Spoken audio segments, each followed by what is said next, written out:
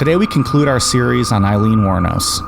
We'll take a look at her last several murders, the investigation into these crimes, how police honed in on Aileen, and her eventual arrest. We'll also discuss her trial, her sentence, and give our final thoughts on Aileen and her story. I'm Mike. I'm Ian. And I'm Dave. If you were even the slightest bit sympathetic to Aileen at the end of part 1, stick around.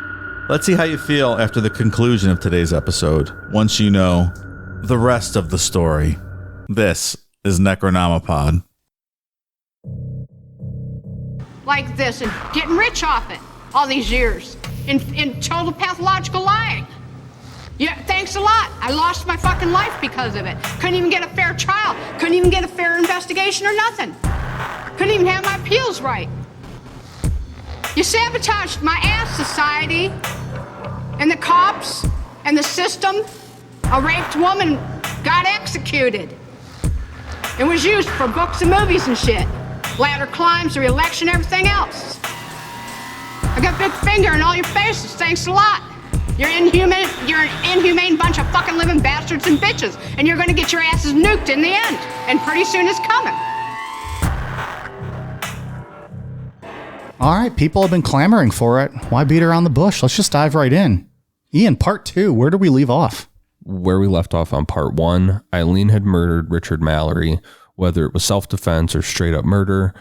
Regardless, she killed Richard Mallory. 5 months after Richard Mallory, Aileen committed her next known murder of David Spears on May 19th, 1990.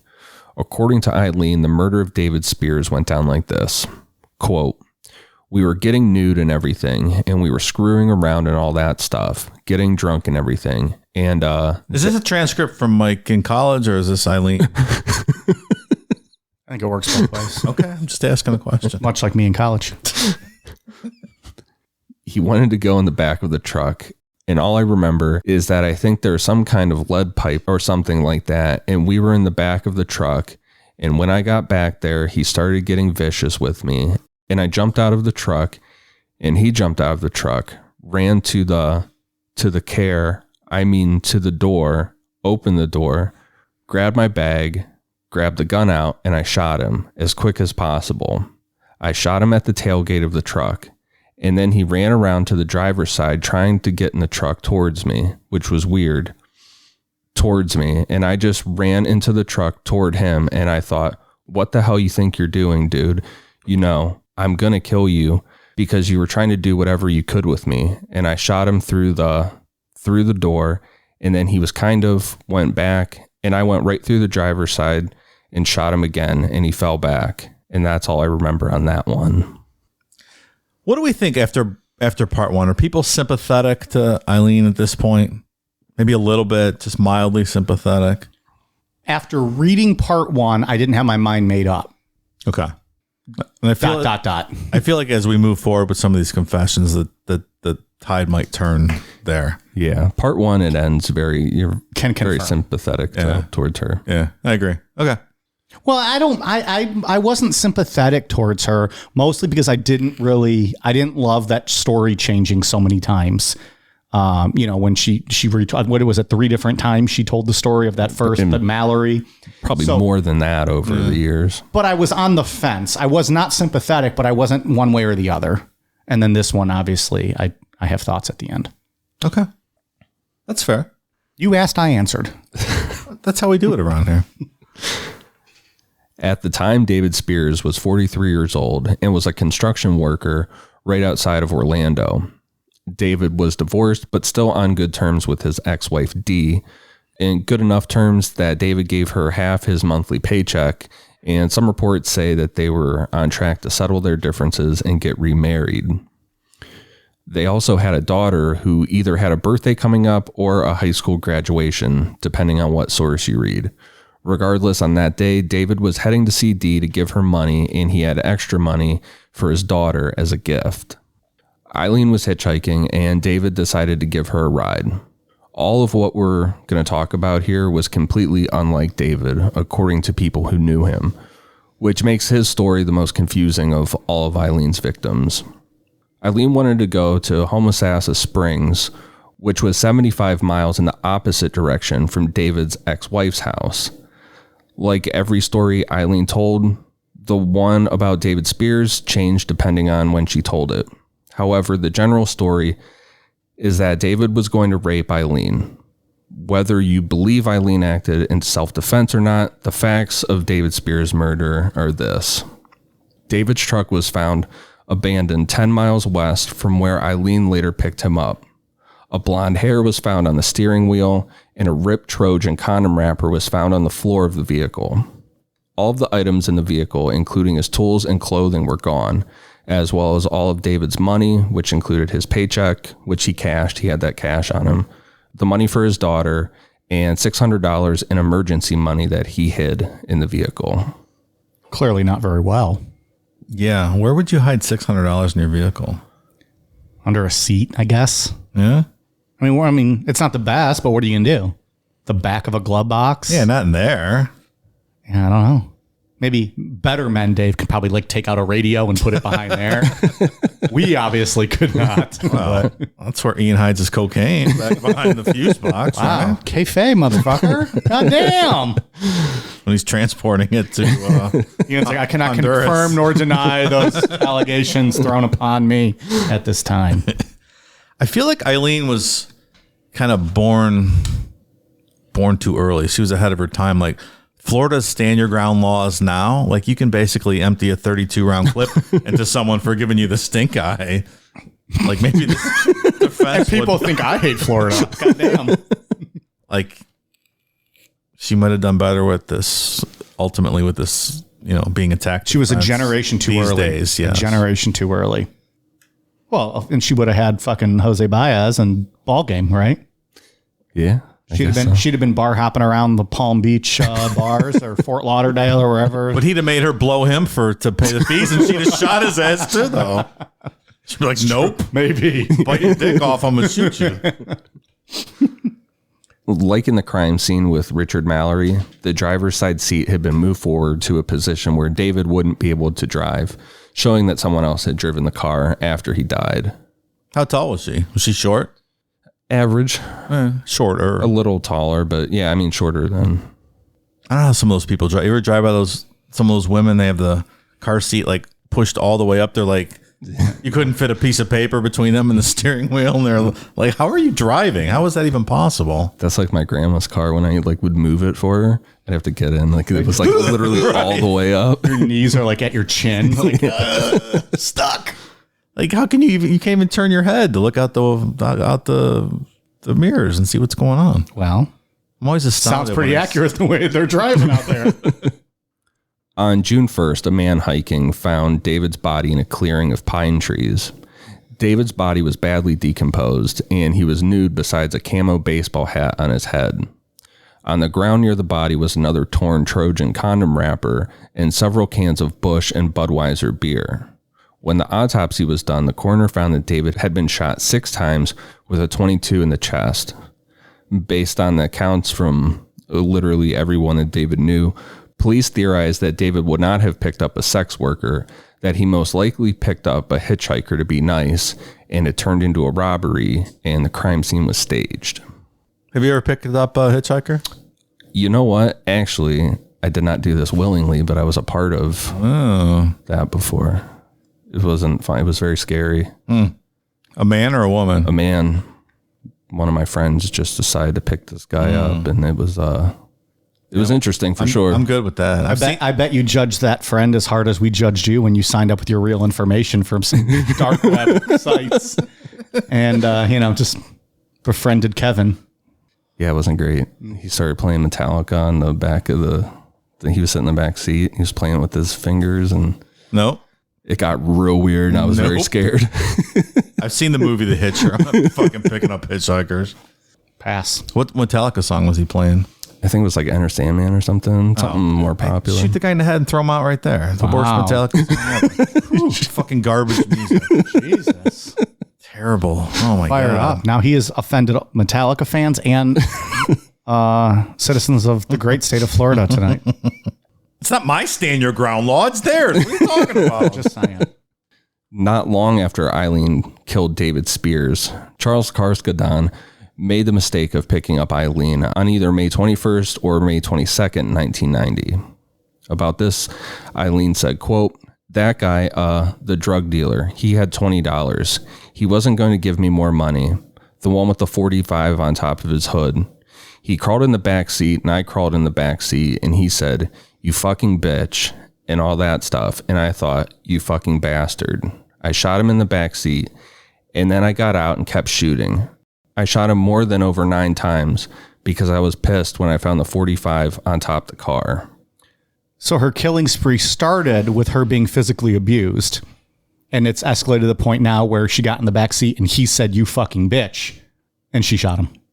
I will say that I guess if you actually were raped, like if she was telling the truth the first time, then that in her mind probably is the start of that same scenario happening again. So, wrong or right in her mind, Possibly. she thinks that that's what's about to happen. And also, this is like I think in her mind, she's absolutely right. I mean, right? With all these, yeah. And this is like 2 days after the last one, so we're accelerating with our timeline here. She shows classic signs of serial killing. Like, if you're going to say that Richard Mallory wasn't self-defense, if it didn't go down like that, she killed him, and then there's this cool-off period in the beginning, and, classic cool-down period. She kills, and then now she's more on a steady path here. At the time, Charles was 41 years old and driving from his mother's home in Missouri to pick up his fiancée in Tampa, Florida. Aileen was hitchhiking, and from there, Aileen said Charles picked her up to pay for sex. Aileen shot him 7 times in the chest, then reloaded her .22 and shot him 2 more times after Charles was dead. Aileen said she did this in self-defense after she saw the 45 that Charles had. But in later letters to her friend Dawn, Aileen said that she did it to rob Charles. Okay. There's so many what ifs with Eileen's story or, questions because you just don't know what's the truth. There's so many different versions. Yeah, it's hard to keep track. Well, yeah, it's keeps hard to hold her to the self-defense thing when she's changing her story all the time, but then always falls back to the self-defense. It just, doesn't do much for credibility. Yeah. And the fact that she's now much... it's much quicker for her to pull the trigger and kill these people. Much. In my mind, this is very similar to what we just covered on Patreon with Joe Metheny, where, he said he just had a thirst for killing after the first one. This almost kind of seems like the same thing in some ways. She had that first kill. Maybe like you said, Dave, and I'm jumping ahead, I think, but that first kill, maybe the show doesn't have to be linear. You do whatever you want. maybe it was self-defense, but then she was kind of like, oh, that felt good. Yeah, sure. A combination of the above. Absolutely. Also, you mentioned the $20. I saw someone commented this week there on part 1. They were curious why oral costs more than full sex, or costs less than full sex. Excuse me. I don't know. Isn't full sex more intimate than just a blowjob? So I always thought blowjob's real quick, half as much, right? I feel like sex workers aren't really having sex because they enjoy it, right? Like, it's not like they're getting more out of it. They're just doing their job, getting their money and getting on. Yeah, but taking all their clothes off and giving up a part of your body is a lot more invasive and more work. More work, sure. Yeah, I don't see the issue with that at all. That's my feelings. I agree. Okay. We're all on the same page. If you're looking for a necro blowjob, it's going to be cheaper than having done fucking one of us. So just so you know. We'll see you on the live shows coming up. Whole list of tour dates. Check us out at Ticketmaster.com. Michael only charge you $20 to blow him backstage. If he has to fuck you, it's full price. That's exactly right. It's real good. Winner of each night gets to sign my dangle with a Sharpie. They win the night. Here you go. We also do it. We also do it glory hole style, so I don't know who's on the other side. All comers welcome, but I will come the best. All right, let's just. Whew. Charles's body was found 23 miles away from Tampa on June 6th, and his body was hidden with some leaves and a green blanket. The Cadillac Charles was driving was found the following day, around 45 miles away from where his body was found. Aileen had stolen his .45, a blanket, a stun gun, a Zippo lighter, a watch, and a suitcase. That is zero attempt to hide what you've done. None at all. None at all. That's asking to be caught. Either a day or two after Charles's body was found on June 7th or 8th, 1990, Aileen struck again when she killed Peter Seams. About this, she said, quote, "Oh, let me see. Third guy. I had a problem with, let's see. I think one's the one. He's a Christian guy or something. I didn't know he was a Christian guy. He was nude. This is the one in Georgia, I think. And he took a sleeping bag, took it out in the woods, and we got nude. I had taken my bag with me that time because I said, well, if you're going to go out in the woods, I'm not going to give him the opportunity to rape me. And that's the time this guy gave me a problem too. And so I whipped out my gun and I said, you know, I don't want to shoot you. He didn't say anything, just looked at me and said, you fucking bitch. And I said, no, you were going to rape me, because he was getting physical with me again, and I knew. And he said, fuck you, bitch, and started to come at me, and he was, you know, trying to get the gun from me and stuff. We're struggling on that one. And he tried to get the gun from me and stuff, but we're struggling with the gun and everything else. A couple of bullets shot up in the air, and finally I ripped it away, and I had the gun in my left hand, and I put it back in my right hand, and I shot him immediately. And I'm positive the only one in Georgia is the missionary guy. I remember the missionary guy. I shot him once. That was my nickname in college, the Missionary guy? Yeah. And you got repeat business with that nickname? Oh, Really? when you do it well.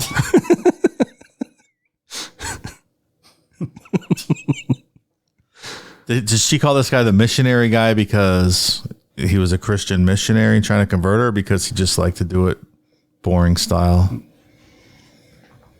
He was a Christian. I think we answered that in the next paragraph. I didn't know if that was a joke or you were asking. Oh, you're right. Sorry. Yeah. It's like, God damn. It's literally the next sentence. Look, there's nothing wrong with missionary sex, Dave. I didn't say there was, Mike. Just maybe not every time. 90% of the time. Okay. I don't know where to go from that. I was just talking out my ass on that one.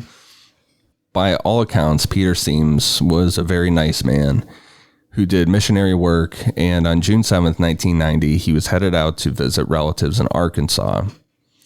He was driving a 1988 silver Pontiac Sunbird, and somewhere along his travels, he picked up Aileen in Georgia. All we have to go off of with Peter's murder is Eileen's story. His body was never found. So no forensic evidence, anything to go off of. I had a convertible Pontiac Sunbird in the early 90s. Yeah. I loved it. It was cool. It was tame. I was 6 years old. I was cruising around in my convertible. I would drive around when it was like 30, put the top down, put the heat all the way up. Is that what you did? Yeah, all the time. Your mullet flowing. That's right. So you had, in all fairness, he had a sweet mullet back in the day. I've seen those photos of him in high school. I like that car. It was cool. All right. If any of you car guys out there have an extra one laying around, send it up to us. We'll give you the P.O. box. Send Dave his, what was it? Pontiac what? Sunbird. Sunbird. Yeah. All right. What was your first car, Ian? Was that your first car, Dave? It was not, no. What was your first? We've talked about this. Volkswagen Rabbit. What is that? A rabbit? It's a Volkswagen. It's a Rabbit. Okay. I'd not heard of that. Yeah. All right. Volkswagen's a badass. It was cool. It was all right. Got the job done. Got me from point A to point B. That's right. What was yours? Chrysler K car. I don't even know what the fuck that is either. I know what a K car is. Sure. Boxy fucking thing. All right. The seats were like the bench ones that both seats come up together. Oh, damn. That's not the one you wrecked, is it? No. No. That was later on. Yeah. All right. I had a Chevy Cavalier. I had one of those. Like that was my next car. Was a Cavalier? Yeah. Yeah. Okay. Good talk. After that, I had a Camaro with a big upside down cross painted on the hood. Did you buy it that way? Yeah. So you saw, you're like, I have to have that. That's from someone I knew. Yeah. That's sweet. Sorry. That's the car that we told the stories about dropping bottle rockets and smoke bombs out of the bottom of the floorboard because the floorboards were all rotted out. I don't remember that. Yeah, I remember that story. Sounds about right. So the sacrilegious car is just blowing up, going down the road. People are like, see? And that Rabbit was the car you could, it had the... I got to Google this. I got to look it up what a Rabbit is. I think we talked about this too, but it had the windshield wiper fluid came up and it split off into two separate pipes so you could crimp one side and get double pressure on the other side. And then we bent the passenger side off to the right and you could pull up at a light and someone and tap it and hit them in the face in their open window. Yeah, that looks like the diesel version maybe. Mine was a little different than that. Yeah. That was awesome. That'd be super fucking Just look over at someone, they're like, oh, what's up? They got their window there. Just hit them in the face. I mean, or was it more like this? Mine was yellow, too. Well, no? Not quite. Was your 4-door? It was a 4-door, yeah. All right. Well, I give up. I get the point, though. Nice little compact car. So Peter's family almost immediately reported him as missing, and it was pretty much a cold case as to where he would have disappeared to until July 4th, 1990. On that day, Aileen and Ty were out joyriding in Peter's car when they came real close to rolling the car after they drove it through a fence. An elderly couple, Jim and Rhonda Bailey, saw the whole accident play out as they were sitting on their front porch, and they got a real good look at Aileen and Ty. The couple also watched Aileen rip the plates off the car and throw them in the woods along with the keys. I mean, this almost has thrill kill feeling to it. They're not hiding anything. And, No. You know. And like blackout drunk driving this car. They were completely fucked up. Yeah, this doesn't do well for your self-defense claims. When police took statements from the Baileys, they were able to get some pretty good sketches drawn. And using receipts from the car, they were able to show those sketches to people who worked at these stores. And they all recognized Aileen and Ty, but couldn't put a name to them. Not too long after all of this, Aileen got a ride with 50-year-old Troy Burris on July 30th, 1990. Of this one, Aileen said, quote, "He physically attacked me and he laughed. He pulled out a $10 bill and he said, 'This is all you fucking deserve, you fucking whore,' like that. And I said, 'Wait,' and then he threw the fucking money down and I was standing in front of the truck here and the door opened here and he just came, didn't know I had a gun or anything. He came at me, we were fighting, and when I got away from him and I ran back to the truck and I had my gun in the back and I ran in the back real quick and now we're still fighting and somehow I kicked him or something. He backed away and I pulled my gun out and I said, 'You bastard,' and I think I shot him right in the stomach or something." On July 30th, 1990, Troy was headed toward Daytona for work, but he never showed up. 2 a.m. the following morning, his wife reported him as missing. About 2 hours after he was reported as missing, police found his work van abandoned with the keys locked inside. Then 5 days later, a family going on a family picnic found Troy's body. His body was badly decomposed and he had to be identified by his wedding ring. Forensics showed that Aileen had shot Troy once in the chest and a second time in the back as he was trying to crawl away. I'm still not certain whether these guys were picking up what they thought were sex workers or if they were just being nice guys picking up hitchhikers. Or maybe both. Or maybe a combination of both, yeah. Yeah, I think it's a combination of... Like the one guy who was trying to make good with his ex-wife and bring his daughter like the birthday money. Oh, it seems to me like he was just a genuinely good guy who might have been picking somebody up and then got robbed. Yeah. I think the church guy, Peter Seams, from all accounts, that guy, I think he was just being a good Samaritan, trying to help somebody out. Yeah. Probably a mix. I think it's fair to say. Boy, wrong place, wrong time stuff going on here. Yep. Kind of like those girls in Mike's frat house. More like right place, right time. You just won the lottery. From there, Aileen killed 2 more times, and both of those she didn't offer up much of a different story than the rest. And she claimed to have not even remembered Charles Humphreys at all. And as for Walter Antonio, it was the same story of self-defense. Charles Richard Humphreys, age 56. Aileen killed him on September 11th, 1990. He was a retired U.S. Air Force major, former state child abuse investigator, and former chief of police. On September 12th, his body was found in Marion County and had been shot 6 times in the head and torso, which is interesting because this goes back to the escalation thing, at least according to experts, that statistically when women kill with a gun, they aim for the chest, but men aim for the head. All of Aileen's murders so far had been to the chest or back, but with Charles, she shot him point blank in the head. It's interesting. She's getting a feel for it. Perfecting her style. Or it was, like you said, it was like more of a fight or a struggle or something, and she just kind of shot as quick as she could. Or maybe she enjoyed the execution style of it. I tend to think she did this as a surprise. Well, I know Charles Humphreys had he had a bruise in his ribs that sure looked like the barrel of a gun. So his murder points towards that she maybe held a gun against his ribs. Yeah. Like made him drive somewhere or something. So more premeditated than we're being led to believe. Yeah. With what she's telling here. Walter Antonio, age 62. He was a trucker, security guard, and police reservist, was killed on November 17th, 1990. 2 days later, on November 19th, Antonio's partially naked body was found near a remote logging road in Dixie County, and he had been shot 4 times, once in the head.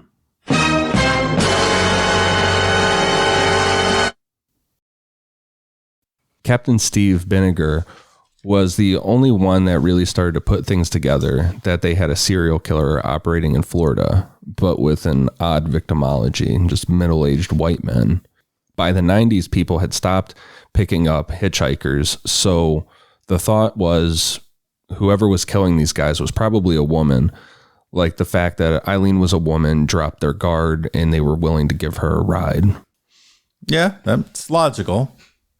2 pieces of evidence that Binniger had to work with was the sketches of Aileen and Ty and a bloody palm print left at one of the crime scenes. So Binniger just started blasting their sketches all over Florida, which led to people calling in with solid tips for him to work with. A guy in Homosassa Springs called in saying 2 women matching the sketches rented an RV for a weekend from him. And after police went through the records, they found it was rented to a Tyra Moore and a Lee. Tyra's not very bright here. She uses her real name for everything. Not a master criminal. No. In Tampa, a worker from a motel called in and said that 2 women matching the description were living there for a bit, and records showed it was Tyra Moore and a Susan Blahovic. The witness got to know them a bit and said that Susan was the more dominant of the 2, like she was in charge. And the witness had spoken to Susan about her work as a sex worker who worked the Florida highways. Binniger found that Susan had some warrants out for her arrest, and the mugshot matched one of the sketches. He also got some tips about Tyra Moore with a woman named Cammie Green. Cammie Green also had some warrants out for her arrest, and it was the same person as Susan. But the most damning piece of evidence came when Binniger was able to track down Richard Mallory's property that had been sold at a pawn shop. I don't know if this is still how it works in Florida, but at that time, to sell something at a pawn shop, you had to give a thumbprint. Cammie Green had pawned Mallory's stuff, and her thumbprint matched that bloody handprint. Through investigative work, Binniger linked that thumbprint to all of Aileen's aliases and figured out that her real name was Aileen Wuornos. And also, pro tip, if you kill someone, don't give your thumbprint when you sell their stuff. It's probably not great. Professional tip there. Dave, pro tip and common sense would lead you not to do that. By the end of November and into early December, Ty was feeling the heat from seeing her face all over the news, and she left Aileen and went to live with her parents. Aileen tried to give Ty Walter Antonio's wedding ring as an engagement ring, but Ty ended things. Aileen turned around and pawned that ring under the name Cammie Green, not knowing that police were just waiting for that to happen. Uh-oh. Not good. Where's your little gimmick sign?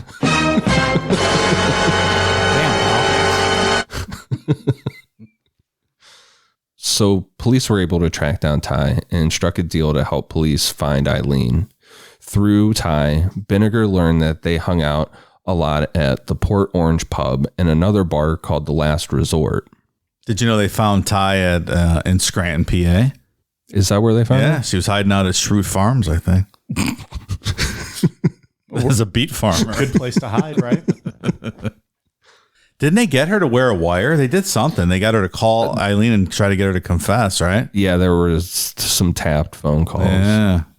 These were both scary biker bars, like places that you know real quick that you don't belong there. Yeah, I know I don't belong there. Like, nope. Like when Nick Broomfield's doing the first documentary and he goes there to talk to the guy that was like the bar. I don't know if he was the bartender or the owner.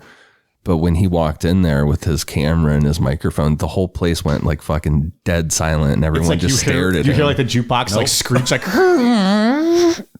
And this fucking huge like 6'5" guy wearing a gator skin cowboy hat comes up and starts talking to him. Nope.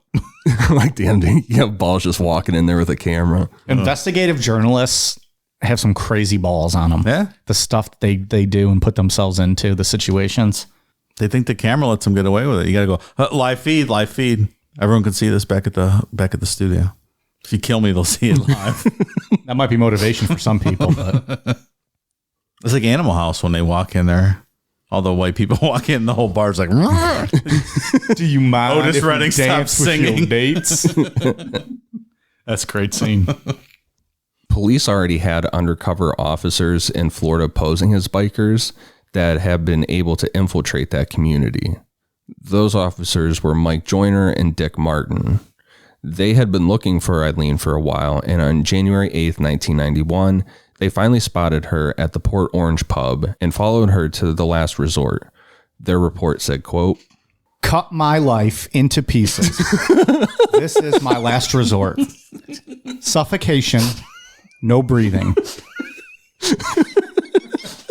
Sorry, wrong words. I was real confused for a second. Didn't.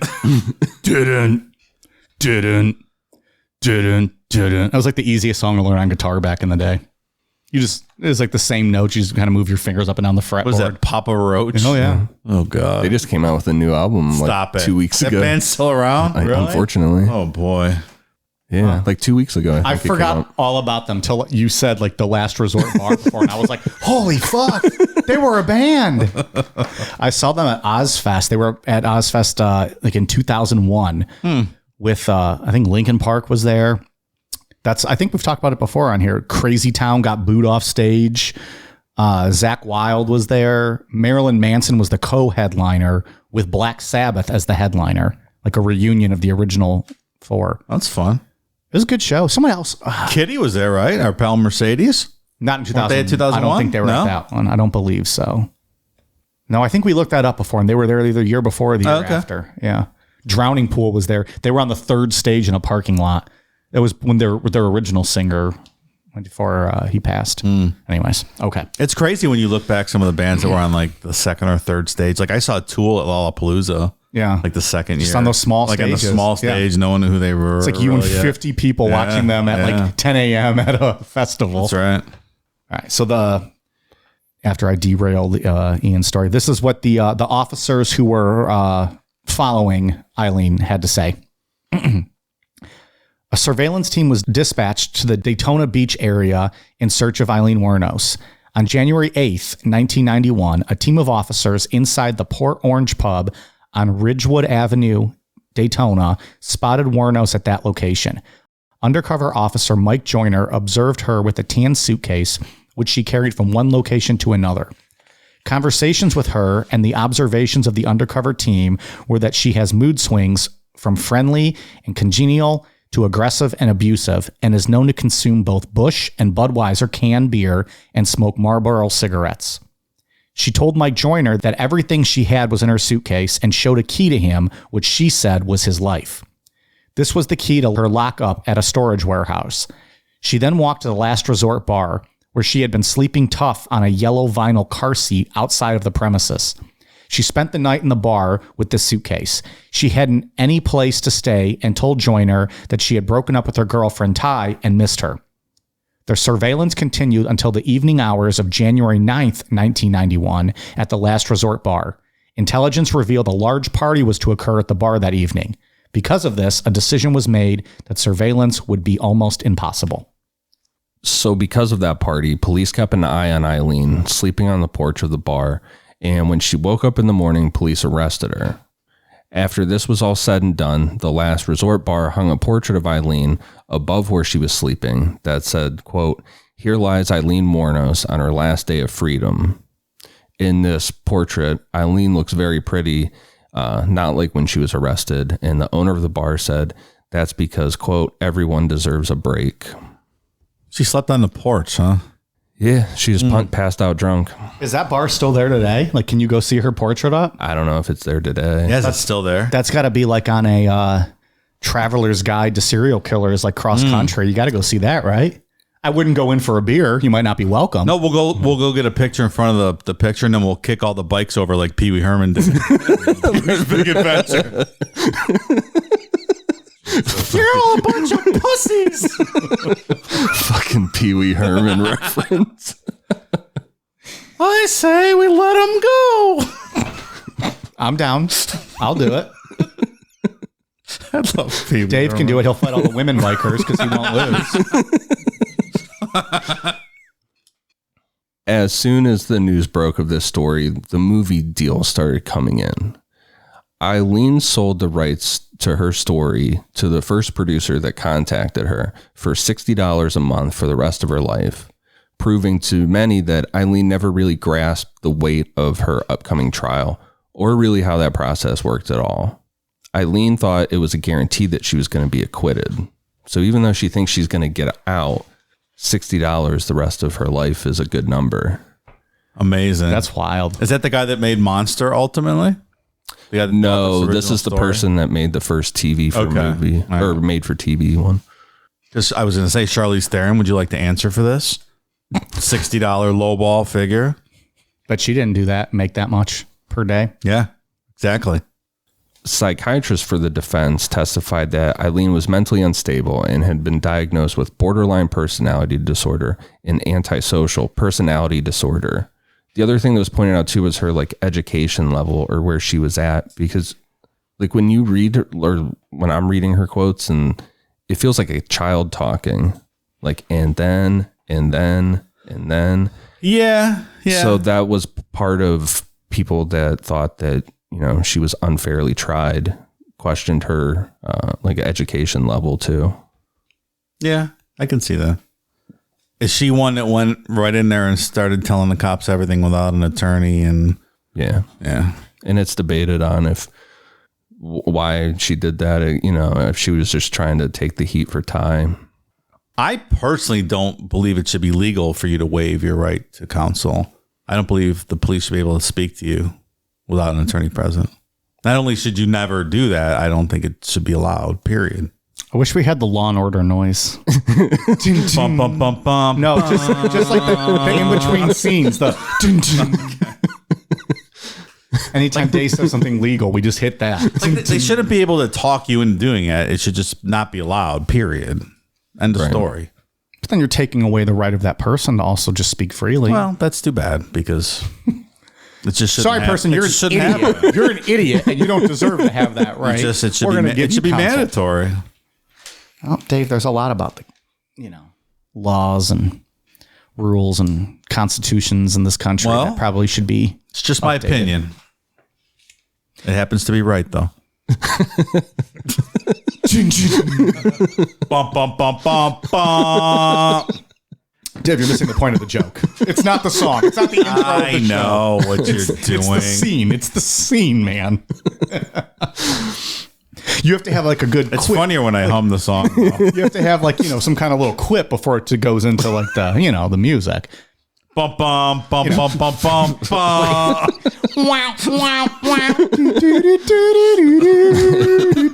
It shows pictures of us in black and white, like trench coats on, walking on the road, like eating like hot dogs from like the stand. Iced teas behind us for no reason, other than we just paid him so we could look hard. Hopefully he brings his wife Coco. Yeah, now you're talking. Me gusta. Smoke show. On January 14th, 1992, Aileen went on trial for the killing of Richard Mallory. Ty testified that Aileen had been overly upset when Aileen told her about what happened to Richard Mallory. Eileen's confession was self-defense, and what was used at trial was her account of Richard Mallory violently raping her and Aileen killing him in self-defense. All that stuff we talked about on part 1. Florida has a law called the Williams Rule, which allows other crimes someone has committed to be shown as evidence. So jurors heard everything about Eileen's other murders, which that doesn't seem very fair. Well, since she wasn't convicted of them yet. Right. Yeah. No, sure doesn't. I'm not sure if it was just incompetence of Eileen's public defenders or what, but the jury never heard all of the details of Mallory's past, like the fact that he spent years in a mental facility for rape. They heard nothing about any of that. It was just Mallory's this upstanding, great guy. I honestly think that if they would have heard that evidence, Aileen would have been acquitted. It's my opinion that that first murder was self-defense, that went down like she said it did. It's definitely the most questionable, I think, of the ones that, based on what we've heard the last couple of weeks. Did she have a public defender in this trial? Yeah, until Dr. Legal comes in the picture. Yeah, right. That was later. Okay. What do you suppose in those situations, Dave? What's that? Should they have the public defender there? Should they do it themselves? Should they have to have a public defender? Well, what say you? I thought that at least in Ohio, I thought in death penalty cases, you don't necessarily get a public defender. There's only a few defense attorneys that are certified for death penalty cases. So it's not like you're getting like the public defender off the top of the stack. Right. So it's at least supposed to be qualified. Special pile for that. Yeah. Tim Misney will make them pay. You get him. So in a death penalty case, you should at least get a somewhat qualified defense attorney. I don't think this is a death penalty case, too. That's another part of the story that this... What about a legal... Definitely not a death penalty. What about a legal system? Or if the prosecutor seeks the death penalty, it's like a loser leaves town match. Whereas if the prosecution loses, he gets the death penalty. Court TV, you're welcome for those ratings. They might be more hesitant to try people for the death penalty I'm just cases. saying. Like, let's go in knowing one of these motherfuckers are going to die. Let's see what happens. Do you think anyone would ever get tried for the death penalty? This is just your communist way of getting rid of the death penalty altogether. But that one time someone went for it, would we not all be eyes on TV? Like, holy shit, they just cut off the prosecutor's head. Just saying. Okay.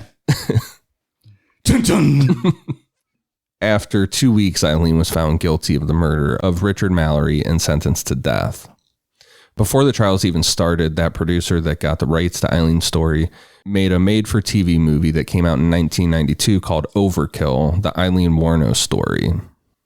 Regardless of, what the opinion is of what Aileen did, whether you believe it's self-defense or not, she was surrounded by just scummy fucking people that wanted to make money off of her story. And that goes for the police too. Was it because she was just a female, you think? She was billed as, like, the headlines everywhere were like the first female serial killer. Even when you Google her name today, there's still, your standard like news websites and stuff or blog sites that call her the first. So everyone knew there was potential gold mine in making that movie. And everyone struck. And she didn't really have anyone there to protect her. Right. I still feel like we're on a sympathetic... No, I was asking why she was getting so many offers. Yeah. She was the, not every male serial killer gets this. Maybe they do. I don't know. But you don't hear about it, at least in what we've covered. Why did she get so many? Because she's a female. And then on top of that, she had, I'm not trying to be sympathetic because I'm not. But just your statement that no one was there to protect her. Like, if it was a male serial killer and this was happening, I don't think anyone would be like, someone's there to protect her. Fuck that guy. I don't know. Because we haven't discussed it, is what my point was. it was, point A was she's the female, so she's getting all of these. Point B, I'm just saying she didn't know any better. subconsciously, I feel like... I don't think it is. Okay. My mind's pretty made up on her. Okay. I'm just saying. Sorry, pal. I'm just saying. Because what we talked about, she didn't have an attorney there that, was blocking her from all of this or, right. anyone who came into her life. It seems like, well, we'll get into it. I'm jumping the gun again. All right.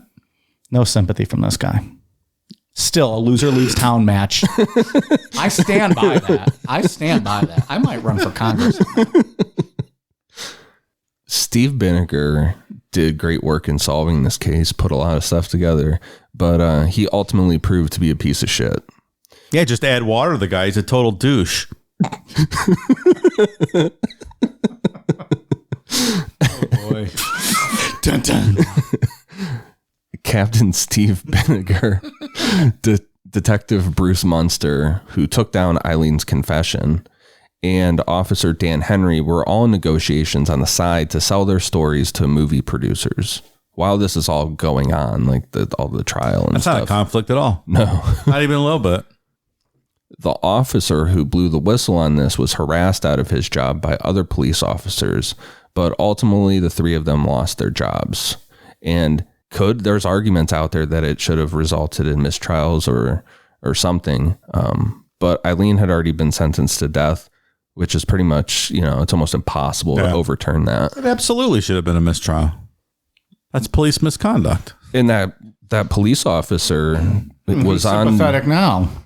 I never said I was.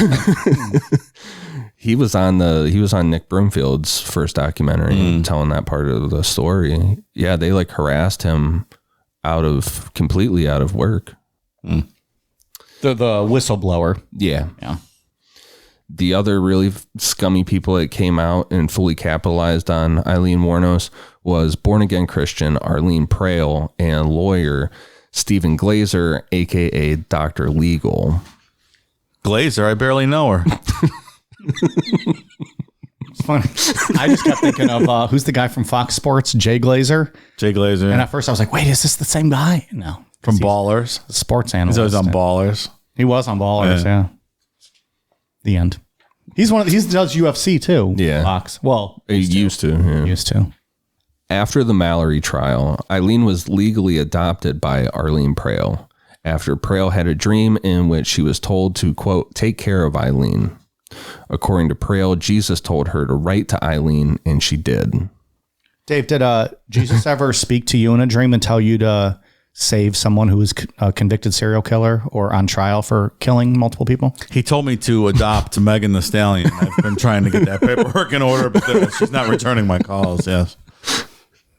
I wasn't aware you could adopt adults, so I didn't know that was an option. So now I'm pursuing. Once you've every legal adopted avenue. her, what's your plan? Just, have her come live with me and Okay. provide for her. Yes, provide for her. You will provide for her. Okay. She will provide boners for me. New owner of Cool Down Media, Megan the Stallion. What Aileen didn't know was that Prail was receiving money for giving interviews, including one with Nick Broomfield, who we've talked about. On camera, Prail and Stephen Glazer talk about that they want $25,000 for Nick Broomfield to speak with Aileen. Then it was negotiated to $10,000, but all that's seen on camera is that they gave him $1,000, or that Nick Broomfield gave them $1,000. So hopefully he didn't give them the full amount. What does Aileen get out of this deal? It was something very small. Yeah. She gets 2 parts on Necronomipod, pal. Is that right? Settle your tea kettle. A couple of ramens in her prison commissary account. She didn't eat them, based on what we're going to get to. Part of that money went to Stephen Glazer, who Prail hired. Chief Assistant Public Defender Trissa Jenkins accused Glazer of mishandling Eileen's cases and appeals. Jenkins testified that Glazer never picked up the discovery files from the cases.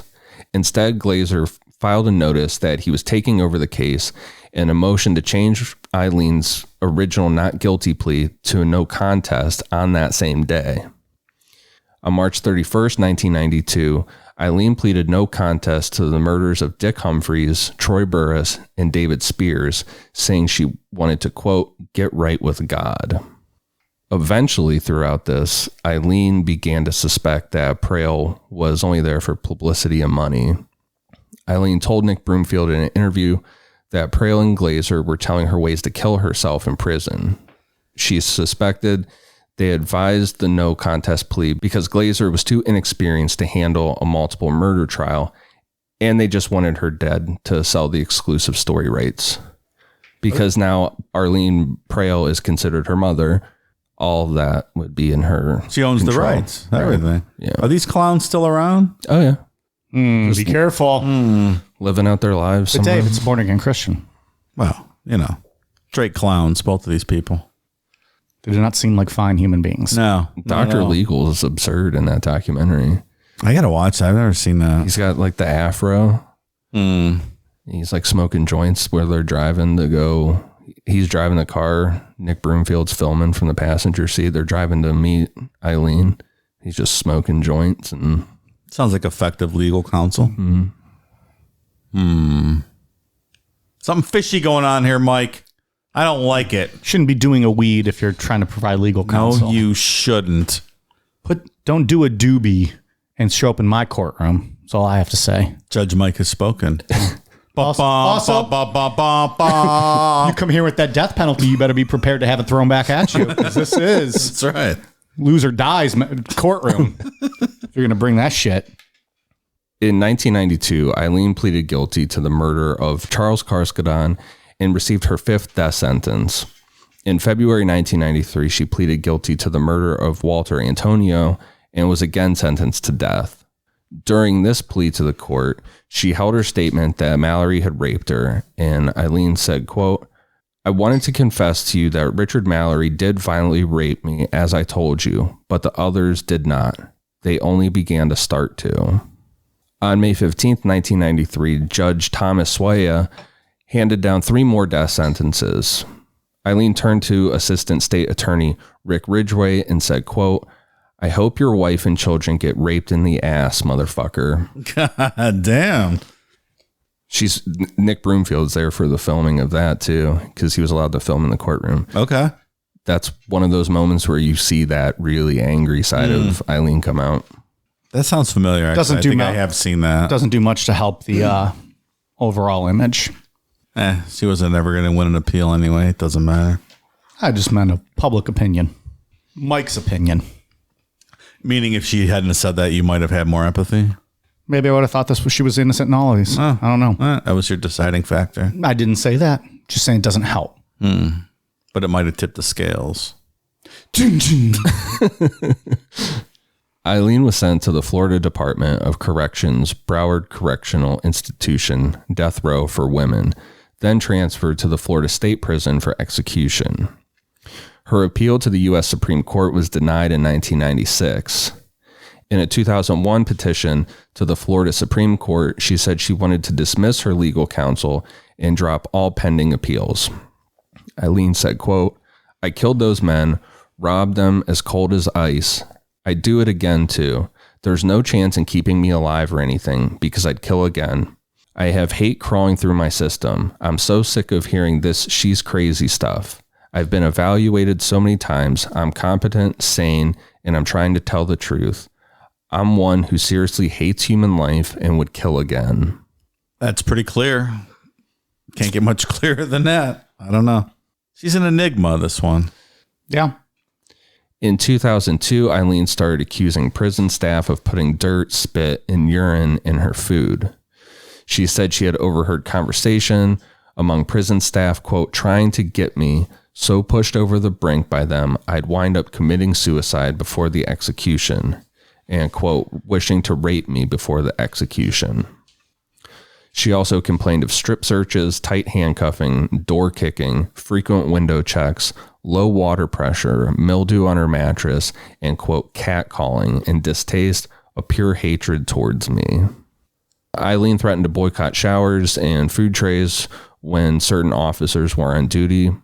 And she said, quote, "In the meantime, my stomach's growling away and I'm taking showers through the sink of my cell." Her attorney stated, quote, Miss Wuornos really just wants to have proper treatment, humane treatment, until she's executed. He added, quote, she believes what she's written. In the weeks before her execution, Aileen gave a series of interviews to Nick Broomfield and talked about, quote, being taken away to meet God in Jesus and the angels and whatever is beyond the beyond. However, in one of those interviews, she thought the cameras were off and she whispered to Nick that all of the murders were in self-defense and she was just done with life and wanted to die. So that's why she was saying it was all straight up murder. In her final interview, she once again said that her mind was, quote, tortured at BCI and her head was being crushed by sonic pressure. Her last words to Nick Broomfield were, quote, you sabotaged my ass, society and the cops and the system. A raped woman got executed and was used for books and movies and shit. Thanks a lot, society, for railroading my ass.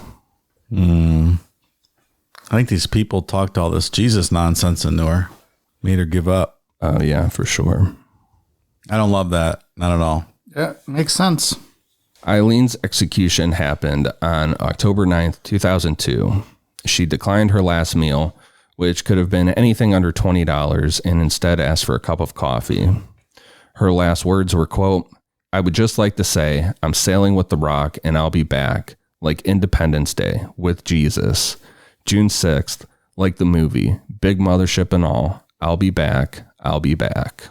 $20 last meal, cheap motherfuckers in Florida. They don't even give them to you in Texas anymore. That's what I was going to say. Like, come on. Texas, no more at all. What do you Not at get? all. Just whatever the prison slop they're serving that day? Or nothing at all. Because someone was a dick about it and Oh, we've talked about got a this. bunch of food and then refused to eat any of it. So they just said, no, we're never doing it again. Which seems a little harsh. I mean, Yeah. Yeah, one person. Let them fucking eat their last meal. We talked about doing a show one time on just famous last meals from execution. Hey, cool. I like to read that. $20. Come on. What are you going to get for that? DoorDash charges me that for a blizzard and some French fries, motherfucker. Jesus. This guy with his DoorDash. Can you get like, I don't know. There's not even dollar menus anymore. Everything's value menus. So I guess I'd order like, all right, give me 15 double cheeseburgers from McDonald's just to make it a pain in the ass for them at that point. Just so you shit yourself all over the Yeah, place when right. they kill you.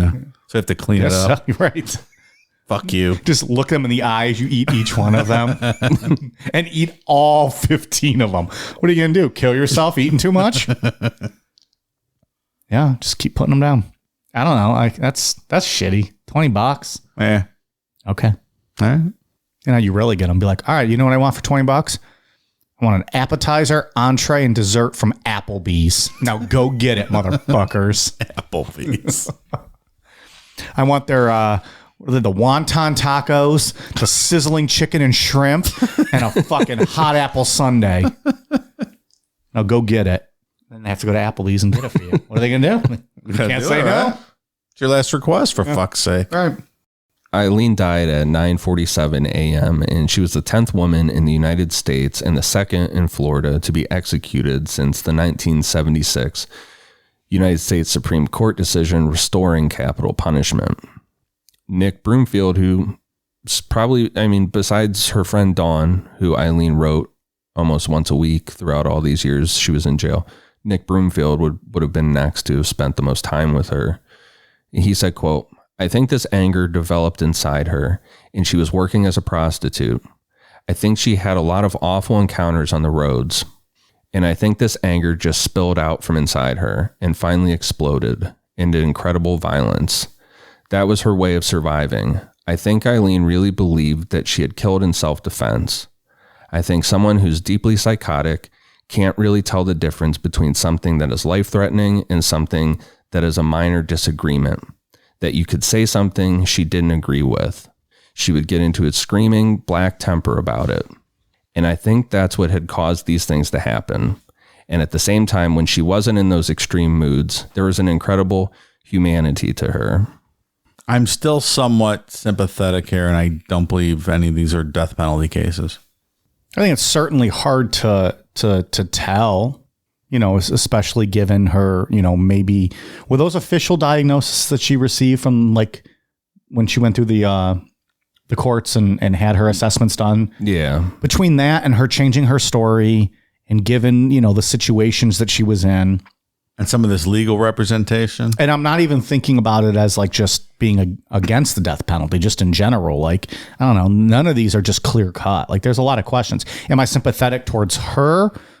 No, I think she probably was a killer, but I don't know if there's enough just based on that, to say, because she got a death penalty for every fucking one of these. Most of them. Yeah. That's crazy. And she wasn't even tried for the guy in Georgia because they never found his body. Mm-hmm. And she, according to her, was blacked out for it, like drunk. Because all things you do when you're blacked out, Mike, shouldn't be executed for it. That is not 100% true. I will not say that. Yeah, I don't have sympathy for her. I don't think she should have been sentenced to death. I think it's more so a case like we talked about kind of throughout. I think the first one might have been self-defense, and then she kind of enjoyed it because it seemed like the theme in all of her stories and all of her versions was that she was pretty quick to go to her gun anytime anything happened she didn't like. So I think she used that as an excuse. I think some of these people were just maybe innocent guys that picked her up to hitchhike, and she was like, oh, I can get something out of these motherfuckers. And some of these guys might have been, looking for a sex worker and maybe did treat her rough, as maybe some guys do when they get a sex worker in general. That's just maybe their thing or how they think they can treat someone like that. Yeah. And then she used that as an excuse to say, nope, fuck you. I think it's probably a combination of all of those. Yeah. I think you're right. That's what I'm saying. I think it's kind of a combination. So that doesn't make her completely innocent, but that doesn't also entitle her to 9 death sentences. I agree with that. I think I said it on part 1 that I sympathize with Aileen, or at least I think I do, because of that lady when I was little that used to give me cigarettes. She reminds me of like an Aileen. Like I know people like an Aileen. So when I'm watching her interviews and when she's being nice, I find her extremely likable. Yeah. And then you hear about her past, I will be honest, like before I really, really read into it, I was very sympathetic towards Aileen. I thought that probably a lot of this was self-defense. But then after actually reading, the book and everything, not a lot of these seem like self-defense at all. Right. I think all of them probably weren't, but I also think when you're a sex worker and you've been abused like that and probably raped once, if not more times, that even the slightest little trigger or thought that someone's going to attack you, that's what your mind thinks. And to you, the same thing's happening again. And maybe you're a little premature in shooting people, but I don't know that equates to being premeditated murder. I don't think it's a death penalty case. I agree. Is that true in all of those cases? I don't know. You're never going to know. They seem to be a little reckless after the fact. And Ty she knew every single one of them, I mean, another one of those immunity deals where that Ty was probably not entirely innocent. Oh, yeah. No. Aileen took the fall for all of it. I mean, she could have easily been charged with, as an accessory. Maybe she was there or something. Like, who knows? You don't know. There's no firsthand witness accounts here. No, I mean, all you have is you have the people that, the family members of the guys who were murdered, and they all say that they're perfect, people, which they will. Yeah, and you get that all the time. You've never seen a person murdered on the news that wasn't the perfect, person. Right. No bad people ever get murdered. So if, somewhere in the middle, the truth is there. That's usually the case, sure. I don't know. But it's not someone that picked up a 2-year-old and slit their throat, and it's just not a death penalty case. I think there was just not. No cases, Dave. What they see if I do that and just shuts everybody off. You can't come back from me. These were they went aggressive because they pushed that this was all just robbery. Yeah, that she was just robbing these men and for no reason killed them because she just liked killing. Yeah, I don't see that. If this was the same situation with a guy, would we be talking about it the same way if he was just, saying, oh, I was abused. I was just, I was being a sex worker, but I was abused. No. And I'm asking legitimately. No, because I don't think the same scenario would be possible. Why? Because in her situation, she won the struggle. So could that guy not also win that struggle and then kill them? I'm just legitimately asking a male sex worker with other men or with females. I was implying a man with other men. Oh, okay. He's working with other men and then claiming abuse. Will we still be asking these questions, or are we looking at it differently because she's a female? I don't know. I was just throwing that out there. I think we're most definitely looking at it different because she's a female. I don't know if that's right or wrong, but it's probably wrong. But in a man's, I'm sorry. Like in a man's case, I don't know. We're more like, but what you said earlier, we would be more likely to believe in every situation, he was able to fight himself away and shoot them. But what I'm getting at is, would we believe him, or would we say, no, this motherfucker just likes to kill? I'm not saying there's an answer. I'd like to think I'd be impartial, but I don't know. Which is why I always tell you to avoid a jury trial because people like you I don't fucking know. Exactly. You're trying to be impartial, exactly, but you don't know. That's exactly right. I still think there's a difference with the crimes committed. If it was like, she's not like Ed Kemper mutilating bodies and stuff. I think it's easier to give her sympathy just because she shot people. Because then you don't really know. It leaves it up in the air. It could have been self-defense. There was no joy shown in any of these murders. Right. It was just the murder. There was no getting off on their corpses or severing them and eating them or whatever. It was just simple shots in the back or the stomach and then get the fuck out. Now, that doesn't mean that she didn't love it, but there's no... we're not talking about, finding her DNA all over these skulls because she's, humping it. Well, and the plausibility of self-defense is still there. You can't disprove it entirely. Ed Kemper was going out and picking up young girls in his car and killing them. Right. There's no potential that was self-defense. This has the potential remains. You're never going to discount that. You're never going to disprove that. Right.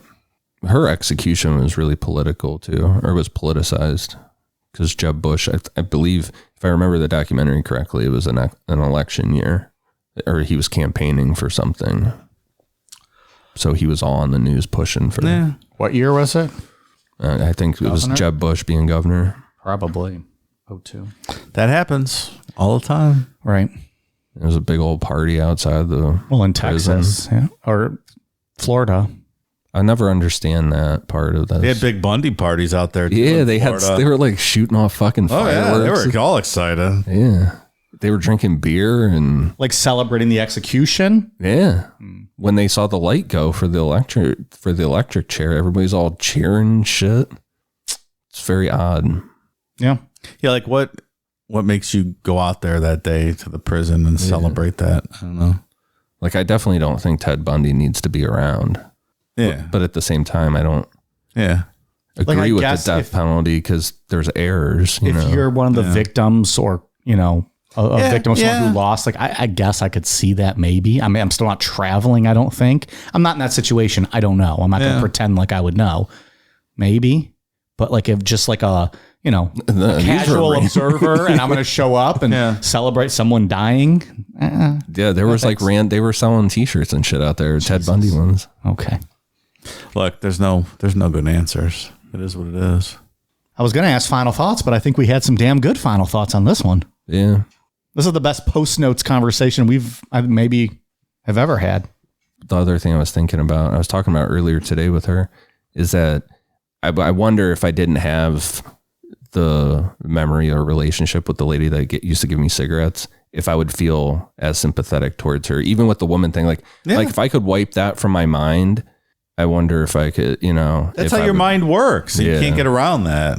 Yeah. And that's how things work. No one says you're wrong for feeling sympathetic. We're just saying, we don't want you on a jury. That's all we're saying. Right. Like, you can feel however you want about any of these situations. Just makes sense. Like Dave has always said, you don't want a jury trial because of situations like that. You absolutely never want a jury trial. You're a well-adjusted, normal human being. But in the back of your mind, you have that one story or instance of your life where you're going to feel a certain way. And it could work the opposite way. If a friend of yours got murdered by someone that looked like the defendant, that's also going to be in the back of your head. Yeah. You don't want that jury trial. Yes. All right. That's all I got. This was an episode. I've said my piece. All right. We got some patron shout outs. Thank you very much to new patrons Lindsay Wyatt, Sierra Wilton, Haley Hughes, David Doolin, a.k.a. Jordy, Jenna Carpenter, Jared Greenfield, Emily Harris, Gloria, Christopher Wolf, Tanya, Back Alley Minion, Liz Blowen, Graham Trudeau, Cammie Raver, Tara Z, Dylan Johnson, Joshua Murray, Caden Merriweather, Steve McMorris, Maddie Fouth, Viola, Tim Matthews, Savage, Carolyn Willoughby, Dustin Habert, Timothy H., Joshua Balboa, Emma Harkins, Harder Than MJ at a Kid's Party, God damn, pal. Austin Kirkland, Lauren Garnett Mackey, Sohaila Seif, Bethany Wemple, Nicole Bond, Heather Souter, Morgan Gianelli, Pierce Franklin, Florida Man, Pillar America, Amanda, Dawn Pauling, Dabinaroni, Kathy Sanders, Emily Kelly, Michelle Hilson, Smegma Quesadilla, Tomato Sword, Ernest Bennett, Aaron Moore, Lisa, Sir Zanitz, Brenda Shue, Kelly K, Mike Oxmall, Dodge Marks, Carly Cons, Jonathan Trujillo, Colin Reynolds, Mike Namapod likes wiener. I do love hot dogs. Ross Skurr, Deidre Nelson, Asia and David Wright, Amanda, Alexandria York. Wasn't that the name of Terry Runnels in WCW? Maybe it was Alexandra York. Remember that? It was. I never watched WCW. Really. It was early 90s. Anyways. All right. Alexandria York, Pandra Fegley, David Johnson, Holly Barron, Aaron Riley, Selena Stevens, Autumn Calendar, Ashley Raposa, Trevor Campbell, Mary Fournier, Cleo May, Tim Campbell, Eatable Donkey, Christian Lopez, Clay, Beck Fair, Lurkin Turk, Alana Patterson, Ruth Caden, Zachary Tappan, Melissa Maya, Sophia True, Justin Newby, TR Hill 612, Angie Gilbert, and Jastronaut. Thank you very much. We are at patreon.com/Necronomipod. What was that one? Schmegma fajita? Yeah. That's not very appetizing. Mm-hmm. Is that what I said? Schmegma fajita or something. Doesn't sound great. It's dick cheese, man. Schmegma. Ian, what do you got? For iTunes, I have one for Jacqueline Elise, Black Death 28, Shell Bell 53, Amaze B, Mrs. 2B 0914, L Senior Balls Johnson, Cassie J, Gerald McBoink, True Crime Fan, and Fantasia. Thank you guys for the awesome reviews. Dave, what do you got? I don't have anything. Thanks for asking, though. Of course. You're always welcome to give your last word. Oh, appreciate it. All right. We got some new merchandise up on Amazon. Go check those out. We got 3 new logos up there available in all designs and sizes, and hoodies and t-shirts and long sleeves and tank tops and zip ups and all that fun stuff. Still some stickers on the website too. Stickers on the website. The stickers are actually at necronomipod.com. All other clothing merch is on Amazon. Yeah. So make sure you check those out. Get them while they last, because I'm going to take them off soon, because it's a pain in the ass to ship them, and I don't really want to do it. So I'm just going to pull them off pretty soon. So you better fucking order soon. 3 packs available right now. Other than that, patreon.com/Necronomipod, Twitter, Facebook, Instagram, YouTube at Necronomipod. Hope you guys have enjoyed this series. This has been a highly requested one. So hope everyone enjoys it. And see you next week. All right, you guys ready for a cool down beer? Cheers.